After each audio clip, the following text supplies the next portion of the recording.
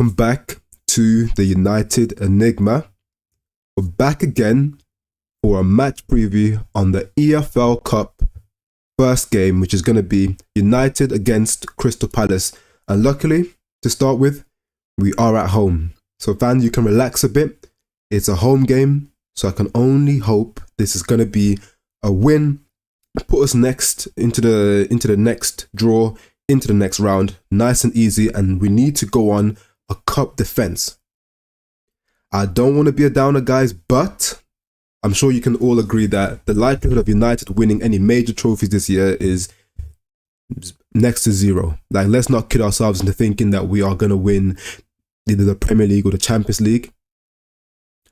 This is our best chance of silverware along with the FA Cup. So let's go out there and, like I say in the title, defend our trophy. Hopefully better than our box defense has been this season.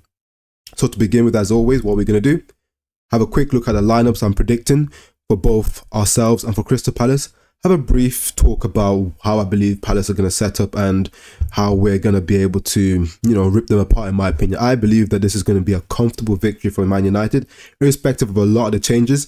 I'm expecting Ten Hag to make more rotations than Neji Huga. All you Naruto fans in the chat, you know what I'm talking about. I'm trying to see 8 trigrams, 64 palms, rotations, everything. Because the squad is already depleted as it is. So if Ten Hag doesn't make changes, it's going to be a long, long day for United fans. So have a look. Obviously, I predict us to go back to the 4-3-3. No blood diamonds, none of that nonsense. Don't need to go with a 4-2-3-1. We don't need to go as defensive as that. Palace, I'll show you in my prediction, we're most likely going to also put out a weakened side. Because obviously, this is at the end of the day, the early rounds of the EFL Cup. And Palace are a side that will be looking to, make sure they're fielding their best lineup in the Premier League. They don't want to go down. So, just like us, they're going to make a lot of changes. So, with the changes, coupled with the fact that we're at home, I predict us to get the comfortable win, 2-0. Goals from Martial, and I'll actually give it to Garnacho. I think he's shown that in cup competitions he tends to be pretty decent. So I'll go with a goal for Martial and a goal for Garnacho. Go back to the 4-3-3. The main changes that I would make is, of course, I'm sad to say it, guys, but I would actually bring Maguire back in. Lindelof has played a lot of football. Don't need him breaking down at the moment because as much as Varane is back now, we all know this guy's hit and miss with his fitness. Luke Shaw isn't around to cover in that sort of centre-back position. Evans, he's an old man. What's the likelihood of him being able to play another 90 minutes, even 45, 60 minutes at a decent level? 3 days later, after his good performance versus Burnley on the weekend. So I predict that switch out. Maguire, left centre-back, partnering Varane this time. But of course, the main thing is Varane being back in the lineup. You saw how much of a difference he made when he came on. That little cameo versus Burnley. He's literally like a magnet to the ball in the box. His box defense is far, far, far superior to any other defender we have. He's literally attracted to the ball. The minute it comes anywhere near the 18-yard box, he's straight onto it, whether it's in the air or on the ground. Dalot and Reguilon, I predict to keep their positions as our fullbacks. Whether or not you guys agree with that, I believe that at least, the very least, Dalot will 100% be starting this game due to the depleted squad. And since there is about 5 days before we have to 4 or 5 days before we have to go on to play them again in the Premier League this time, that gives them enough rest, the fullbacks, to be able to still recuperate for the following game. If it was about a 3-day turnover, I'd say I have to shoehorn Amrabat into the right back position and maybe put Dalot to the left. But since we do have a couple of rest days and the fact that Reguilon went off for just illness issues as opposed to an injury, I did notice him strain a couple times and he pulled up when he went for the goal line clearance. So I was very, very worried about the potential of it being an injury and a hamstring. So we're looking at 3, 4, potentially even up to 6 weeks if it was a hamstring issue. But luckily it was just illness. So I believe, especially with the comments from Reguilon today, how hard working he is, how much he wants to play for United, I think he probably starts again this match. And my main thing is I wish he starts, not just because I want to see more of him to really analyse the player, but it's also because I don't want to see Amrabat under any conditions shoehorned into that right back position, the Dalot on the left. He's come in now to give us more control in the midfield, more ball progression in the midfield, not to be an inverted right back. I'm not going to see no Arsenal hype putting Partey there, that CDM into the right back position, inverting. Man United are not ready for that stuff, especially with the lineup we're about to field. These players aren't that intelligent, for the most part. Amrabat in the CDM position. Let's get him used to playing in that position in this team, because we're gonna need him. Dalot speaks for himself. Binder, I predict, of course, that Onana's gonna have a little rotation here. EFL Cup, typically, you field your cup goalkeeper. We need to see a bit of this guy. It's a perfect opportunity for it. He's at home, at the Theatre of Dreams. Give him an opportunity to get used to the home crowd, get used to his teammates, because of course he's going to be the cup keeper. We need to see what he's made of, because at the end of the day, guys, you must have all seen Dubravka, right? Dubravka looked like a deer in headlights when he came on for us in the cup run last year. He looked like anytime the ball went anywhere near him, he was about to fumble it into his own net. So we need to see and analyze whether this guy has the stones to play for United in goal.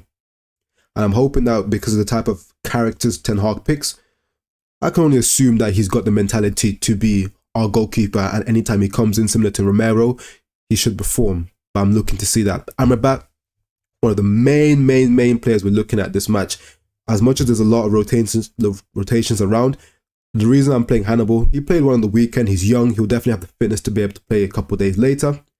Amrabat and Hannibal, ease Amrabat into that midfield. He's got his Moroccan compatriot, very used to by now, I'm sure, how each other play. Outside of the training with Man United, he's trained with him in the Moroccan national team. They'll be used to each other, no language issues, everything like that should be cool.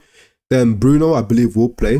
As much as I want to say it, guys, Bruno plays far too much football. Far too much football. And if I was more, if I was more secure and more sure about Mount's current situation in terms of fitness, I'd probably put Mount there, because I'm not trying to see Eriksen at the moment. Even against a depleted Crystal Palace side in the Cup, I do not want to see Eriksen there. I've just, upon watching and then re-watching some of the games, the amount of situations that he causes defensively for us that's negative is far too much. So I think Christian Eriksen needs some time out the squad, or time out the team, some time on the bench essentially. So Bruno in here, I believe, also because the amount of subs we're going to make, it's the amount of changes. I think Ten Hag is going to go strong in a couple of positions, of course, in defense, and Bruno just to add that security, because as I always say, this guy is inevitable. He can play poor like he did versus Burnley and then score an absolute wonder goal, or a pass out of nothing, whether it's an outside curve or ball over the top, anything. So I believe just for his moments that he can provide us off the cuff, I think Bruno will start regardless of the fact that he should get rested, but the guy is a machine. He should be fine anyway, irrespective. Pelestri and Garnacho, again, two key changes. I think this needs to be made. I don't want to see Rashford. No. Irrespective of whether you think Rashford's been poor, so shouldn't be starting anyway, it's not even about that. Rashford shouldn't be there because the man needs a rest anyway. Tired of this crap. Need to start rotating even your bigger hitters for some of the other squad players. You send the wrong message to people when you're constantly playing some, even through injury, even playing them with injections or whatever. When you've got Garnacho on the bench, why did you upgrade his number from 49 to 17 just to make him warm bench? Now, I'm not saying he's the best player in the world or anything, but you don't make a man hold bench after reducing his squad number, starting him from the first 2 games of the year, and he hasn't had a sniff since. This game, this caliber of game, he's got to be starting it, and Rashford should be on the bench, and in case we need him, he should be ready and raring to go. And I would also suggest, the couple of events that happened over the weekend with the car crash, probably is best for him to not even be starting in this game. Maybe he's not mentally ready. I don't know what the reason for the crash was, but don't need to get into that anyway. Pelestri has to start on the right. Will be someone that a winger that will actually look for Martial. So at least we'll have in and around Martial a couple of players that'll actually look for him. Bruno will obviously look for the striker.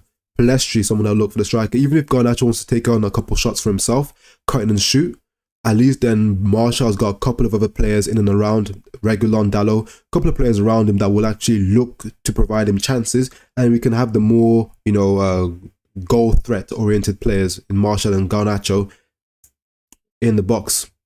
So this, I believe, is actually quite a balanced team. It's obviously a much weaker team than we can actually field, but this is more than good enough to beat the Palace side I'm going to show you in a moment. I'll just switch across quickly.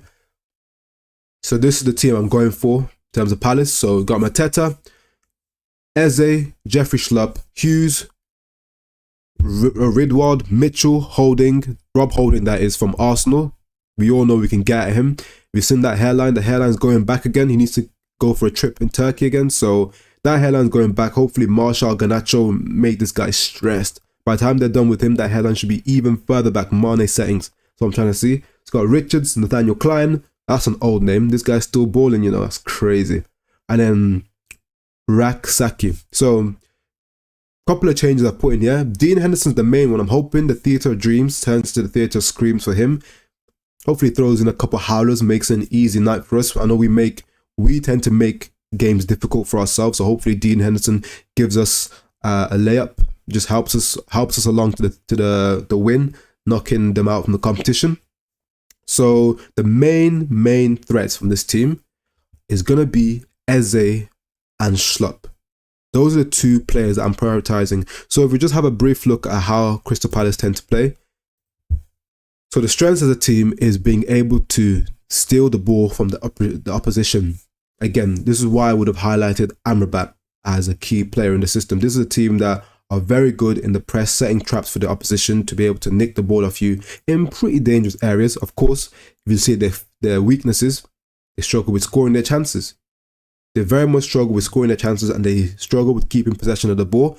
So we're likely to be able to dominate this midfield, especially with Amrabat in there, you know, sort of like a metronome dictates and everything.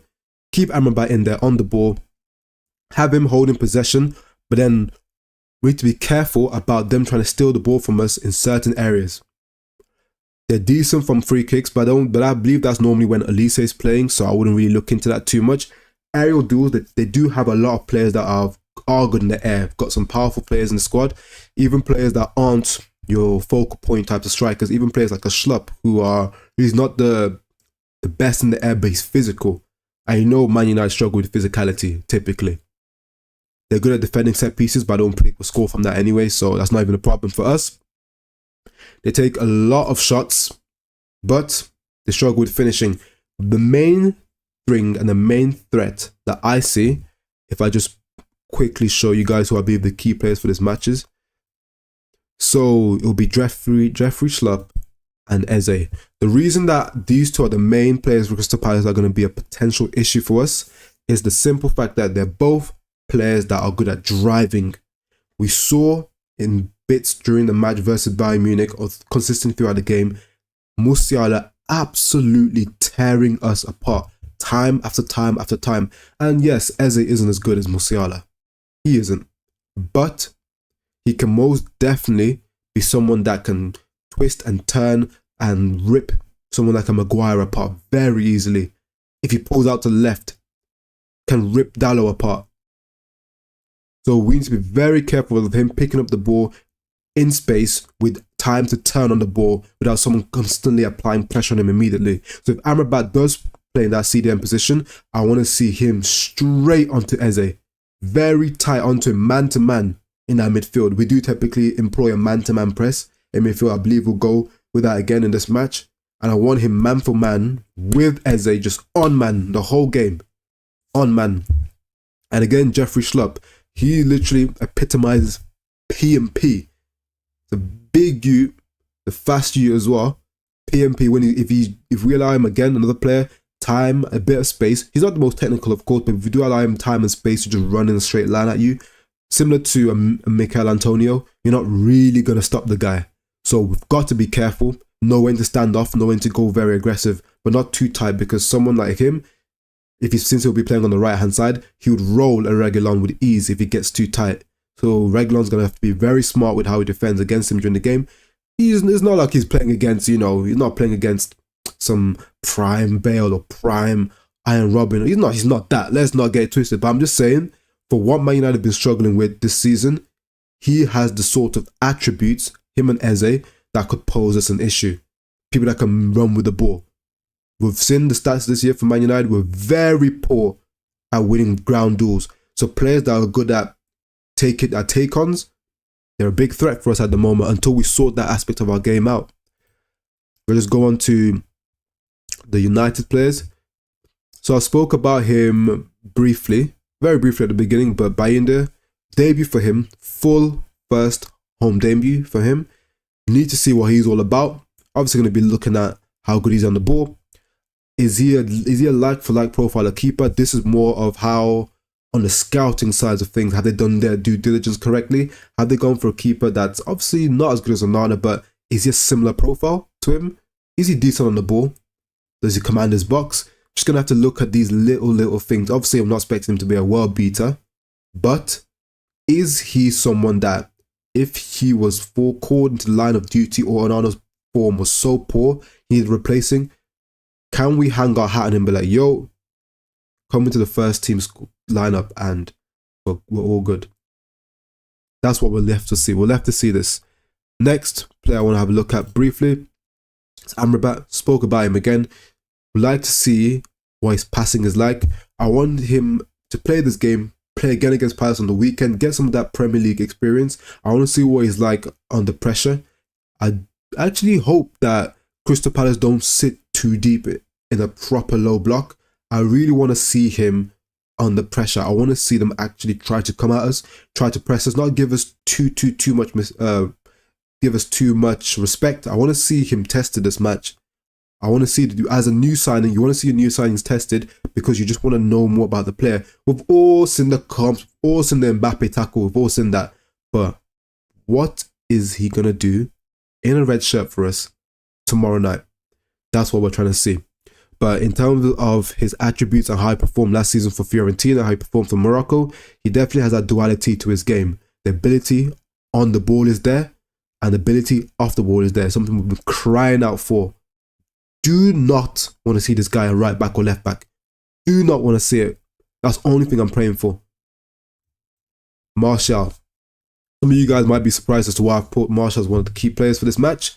It's quite simple, to be honest. Outside of the fact that the small cameo he had against Bayern Munich was actually one of the better performances I've seen from him, he actually looked somewhat sharp for the first time in a long time. I haven't seen Martial look, decently agile. He's always had since he's developed into more of a striker, gone away from being a left winger, he's still, he's had the touch, the hold-up play still been there, even in his few appearances this season, but he's lacked any sort of fluidity in his movement. He's looked stiff. And it's just a sad thing to say that Martial looks stiff. When he first came to this club, who would have ever put the word Martial and stiff in the same sentence? Who would have known that maybe 4 or 5 years later, people would say Martial is stiff? That was never something anyone could ever level at Martial. You could say other things about him, but never stiff. But in that match against Bayern in the cameo, he looked quite fluid, intricate, and he did contribute. And his presence on the pitch did actually lead to us being able to get the couple of goals since he came on. His inclusion did actually make a difference. So I believe it's been an impact. If Ten Hag does what he's meant to do in this match and rotates the front line, rotates the midfield, couple of changes here and there, maybe in defense, him being a senior member of the squad and the most experienced member of the front three, I believe he'll be very important in, making sure that the other two around him, Palestra and Garnacho, are almost being somewhat coached during the game. A little bit of help. He helps them out in terms of giving them an option to bounce the ball off. So Martial's going to have a big role in this game because he doesn't have, the experience of Rashford to his left. So that's why I think Martial will be very important. My score prediction for the game, like I said to you guys before, is going to be a solid 2-0. I believe it will be kind of game where we'll control it in large parts. Crystal Palace, they won't do too much. I don't think they'll actually lay too much of a glove on us. They're not a team that's known for scoring many goals. They don't even have they're not going to field, I reckon, a lot of their best players. You won't see Elise, whether he's injured or not, I'm not too sure, but you won't see Elise. You won't see even Czech Doucouré. So I believe in terms of the midfield battle, it shouldn't be too difficult for us to dominate that midfield. I mean, the likes of Ridwald and Hughes, I'm sorry, but if we can't dominate the midfield of Ridwald and Hughes, we're doing something wrong. Even if we field the midfield I've shown you guys, which is Hannibal, Bruno, and Amrabat, that is more than good enough. I'm sorry, that's more than good enough to beat out Ridward and Hughes. They don't have even Doucouré, who was been looked at by Liverpool. He's been looked at by Liverpool, as much as I'm a United fan and I'm a hater of Liverpool. Gotta admit, if Liverpool are looking at you, probably not that bad as a player. He's not even on the field, I reckon, tomorrow. At least I haven't predicted that. Don't have Elise in there. So I don't really want to hear no excuses. I don't want to hear anything about injuries tomorrow. Don't want to hear anything. We should be putting these guys to the sword because both of us at our strongest, Man United should be winning the game. Both of us with a weakened 11 due to changes, again, we're still better. So irrespective of whatever changes we make, as long as it's not too outlandish, should be winning this game comfortably. I'm looking for a decent performance in there, both on the individual level and as a team. But I'd say more so even than on the team basis, I'm looking more at individuals here. That's why I highlighted the Marshalls and the Amrabats particularly, because we still have too many players in this changed lineup that aren't part of our first team squad. So then those individuals who are part of the first 11 or the first sort of 13, 14, those are the ones that I'm looking for to stand out in this game. Likes of Maguire, we all know how bad he is, but he's playing against Mateta today. I'm sorry, but if you can't keep Mateta quiet, then just hold reserves. Not even bench, hold reserves. I don't know why you're not already there, but if you can't keep Mateta quiet, just hold reserves tonight after that game. So keep them lot quiet. And the other good players we do have in the team, likes of Amrabat, likes of Bruno, likes of Martial, Reguilon, Garnacho, these players, I'm expecting a lot from them. That's been my match preview. Like I said, 2-0 win.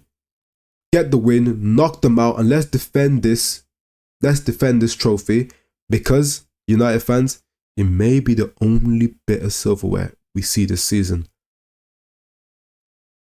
Signing out.